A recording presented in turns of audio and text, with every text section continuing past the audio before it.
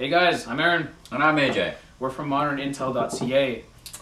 Today we're going to talk to you about the Goblin solo launcher. We're just going to touch base on what comes with the solo launcher and general specs of the gun, what it's made out of, pros and cons, and a final verdict.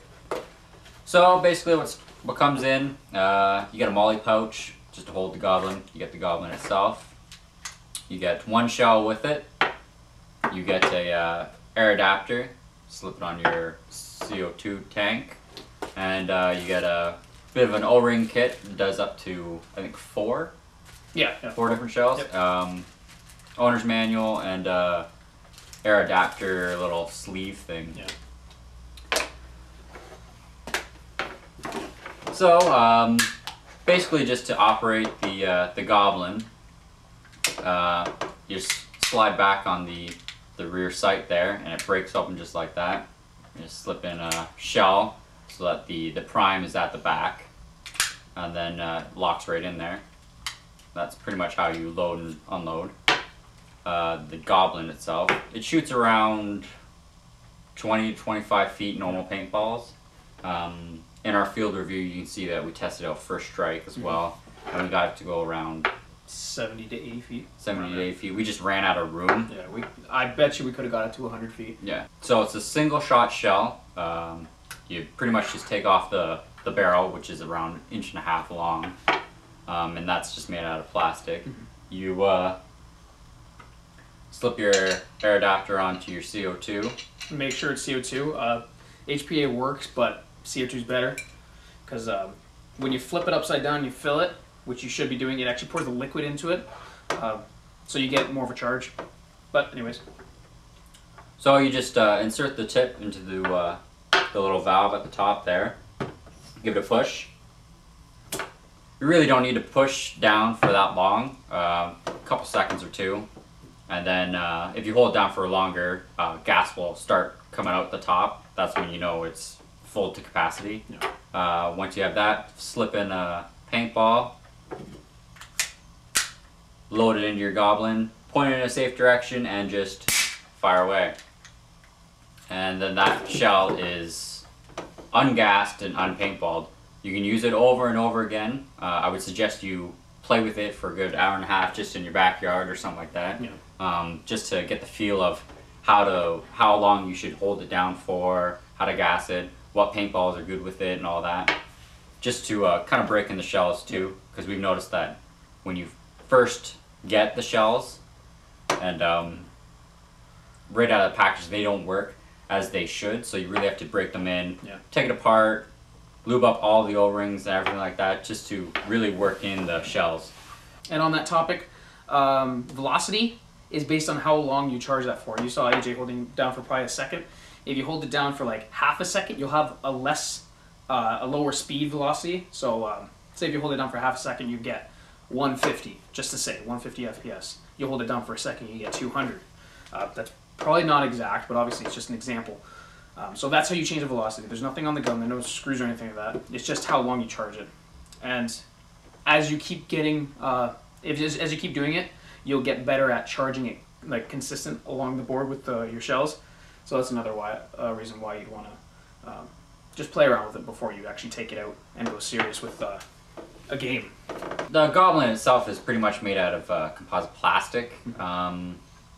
The trigger and the hammer, it's all one solid piece. It kind of just pivots where it sits. So there's really no spring action to the hammer, so you can't really pull this trigger down slowly and expect it to shoot off right away. Whereas with these things, it's kind of a downfall to it. You can't slowly, the gas will just leak out and the ball will just fall right in front of you. So you have to pull it really quick. Yeah, that would be a con with me. It sacrifices accuracy because you have to pull it quickly. You can't squeeze the trigger and keep your accuracy. Like if you watch this, like naturally just pulling the trigger like that, you can see the gun shaking quite a bit. Where if you could pull the trigger, there's hardly any movement, right? So there's no spring-fed hammer or anything. It just pivots on this one center point where the hammer and the trigger are both connected in one piece, and there's just a spring holding it together. So it would be nice to see a spring released hammer eventually, where the trigger and the hammer are separate, kind of like a revolver hammer on the back or any other gun, basically. So that's kind of a downfall, but for the price you pay, which is like $99.95, that's Canadian. It's a good price, and if they probably did that, it would probably bring up the price of the gun. So I think it's kind of relative. Yeah.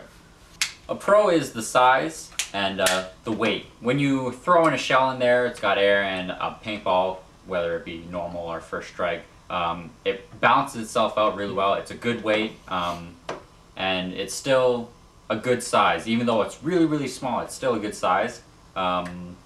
Really, you have to kind of play with it for a good hour and a half, just to get a good groove, yeah, so that you aren't kind of fumbling or missing shots or anything on the field. So I would say practice with it, and eventually it'll just be ace. Yeah. Yeah. Honestly, most of the stuff on this is just recommending you to practice with it. It's a con, but it's designed like a Derringer pistol, so there's multiple different ways to hold it. The most comfortable way we've seen is using your thumb to push down the safety here, and then you got your main trigger finger on the trigger there, and then that seems to be the best way, and holding it with two hands where this little groove is, and just kind of cradling it like that. Other ways I've seen it, you put your middle finger through where the trigger is, and then you put your first finger, and then your palm kind of pushes down on the safety, and then there you go. I think it's a pro that you have to play with it.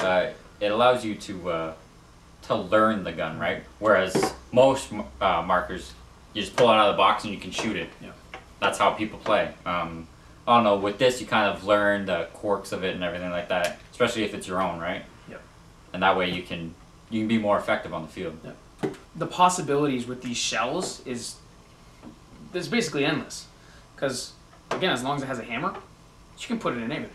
And you got first strike, and so there you can do like a sniper rifle or something like that. Or like a double barrel shotgun, so you get two of them shooting. That'd be cool. I'd like to see that. So very modular, and very innovative. I like that a lot. Something brand new. Yep. Final verdict for me. After looking at the gun, there's things that if you take a look at it quickly, you'd probably notice. Like if you just look at it, you'd probably be like, yeah, that's nothing special. But you gotta think about how you use it. You have to be creative. You have to be creative how you're gonna shoot it. Everything's creative about it, right? Like where you hold these, you can get a bandolier, you can go Rambo, right? With all that considered, once you start using it, you start to really like it more and learn more about it. After that happens, I would give it a 8.5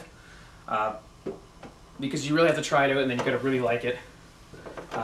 Small points off for the angle of the grip and the one piece for the hammer and the trigger. That just kind of throws off the aim, and the aim isn't already amazing with this. Like it's not meant to be, but that just throws it off even more so. It's just little things that could be a little bit more improved. So that basically is for me. Final verdict for me, I would have to say I'd give it probably an 8. Pro for being first strike ready, right out of the box, even though they didn't really mean to do it. A con, or points off, for the molly pouch. I find that the way the Goblin is, it's so small, the pouch kind of hides it, as well as it's really loose in there. So if they had made could make a fitted molly pouch or holster or something like that, I think it would improve it a lot. Just so people can actually see you actually have a Goblin. I think it'd just be awesome. Yep. So, there we have it, I guess. So you can get these for around $99.95 Canadian. Comes with everything we've shown you here. Yep. You can also get the single shells for $14-15. Yep. And then the 5 packs, which are down there, for $69. 69, something like that. You can get all this stuff off of modernarms.ca. Yep. Well, that's about does it. That's about does it. Thanks a lot, guys. See you later. See ya.